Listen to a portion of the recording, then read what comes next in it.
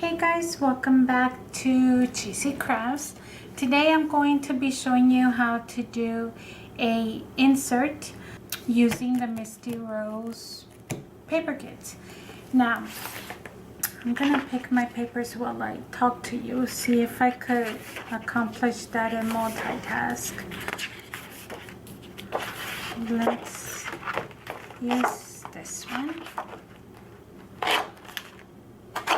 So the reason for this insert, call me crazy if you want, is because I want to record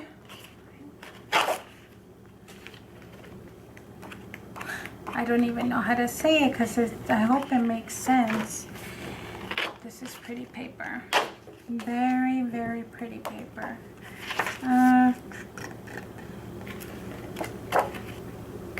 I think this is going to be our cover. This one here. So I have, how many is that? I have one, two, like that, and like that. I'm going to be using this one also. This is, I picked it up at Michael's, and it doesn't have a name. It's just one of the clear sheet that has a lot of positive sayings, like grow where you are planted, keep your face to the sun, focus on what's important to you, made with love, and delight in the little things. Just a lot of positive sentiments. And I'm going to be using this, and I'm going to also be adding parchment paper unbleached.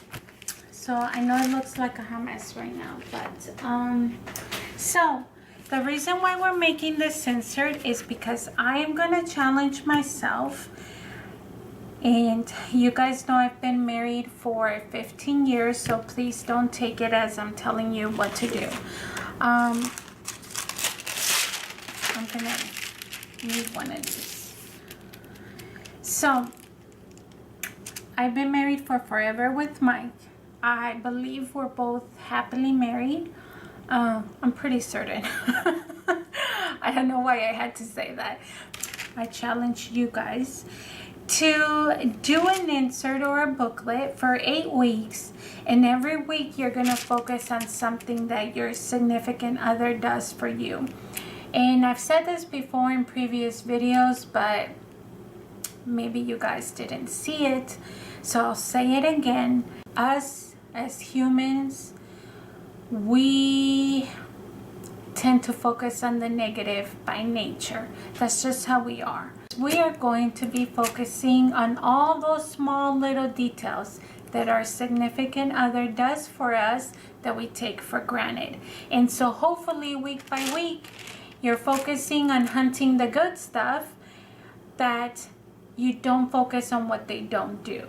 Let's get started because I'm starting to talk, right? And I'm gonna make this traveler's notebook the bigger size, which is, it's 8.5 by 9.5. So we want it to be tall, 8.5. 8.5. So I'm just have my paper here, and I'm just gonna start, which I already kind of bent it. Maybe I shouldn't have done that.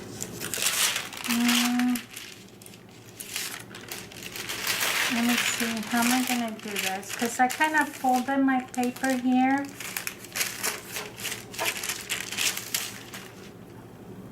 And it's right there. Dang it. Oh, this one's kind of perfect. 8.5. It's a little bit of a bend here, but that's okay. We'll make it work. By 9.5.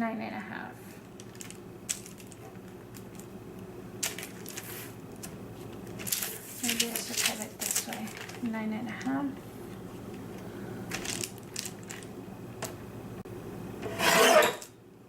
Okay, we're gonna cut the same this way.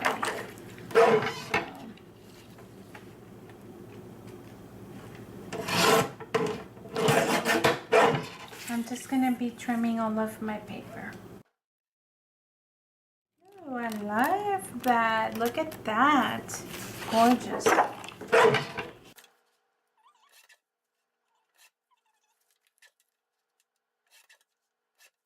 So try to figure out which pattern or order in which you want your paper.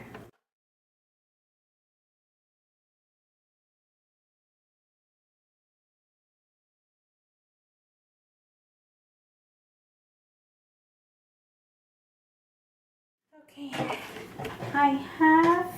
I'm looking for my trash can, but I don't have it. I have these sheets of paper that are from a watercolor paper pattern I picked up from Michael's. These are the 90-pound watercolors, so I'm gonna trim these as well, which these are pretty close to 8.5.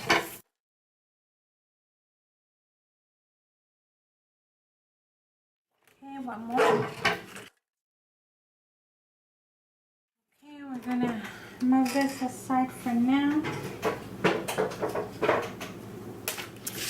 And we're going to organize our stuff. So I kind of want that.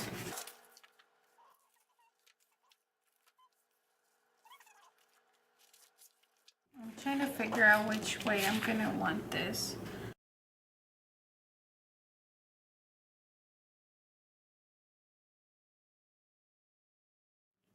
Okay, so the next thing we want to do is you could score or you could just fold it in half, which sometimes it's easier just to, maybe I should take one out and just leave it like that. Okay. So it's up to you what you prefer. If you like to score, by all means, or you could just fold in half.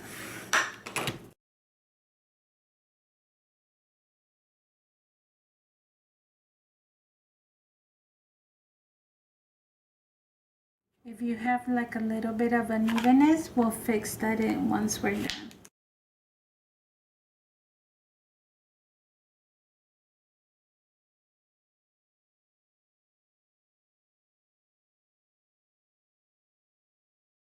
Now we're going to bring some paper clips to help us keep it straight.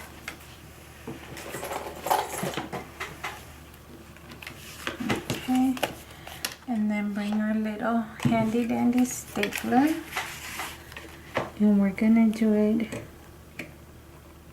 right in the center.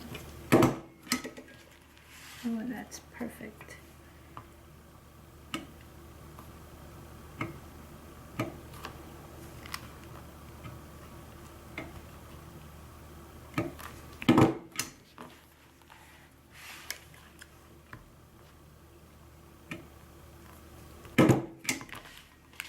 Okay, now I'm just going to play around with it so that all the pages fold nicely. So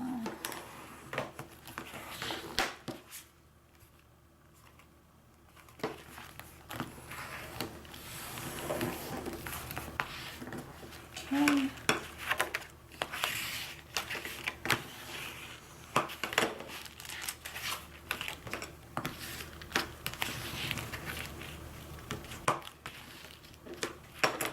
This is so pretty.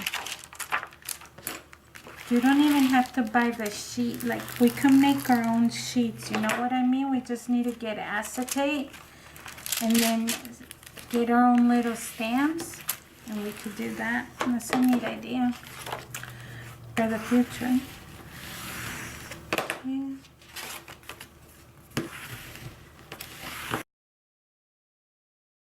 So now, you see how we have a little bit of unevenness we're just going to take our ruler.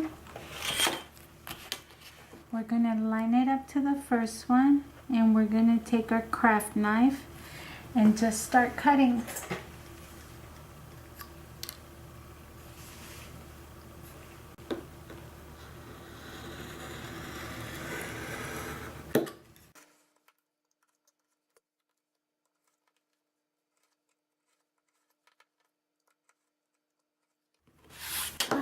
Finally, patience.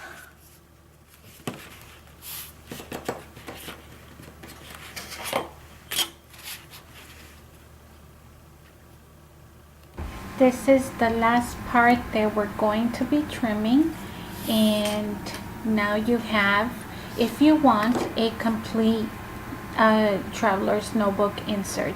I'm just stretching my thumbs a little bit. It did hurt my fingers from applying too much pressure to the ruler, so I'm just giving you a thumbs up. But like I said, or if you want to, you could keep your traveler's notebook insert as it is.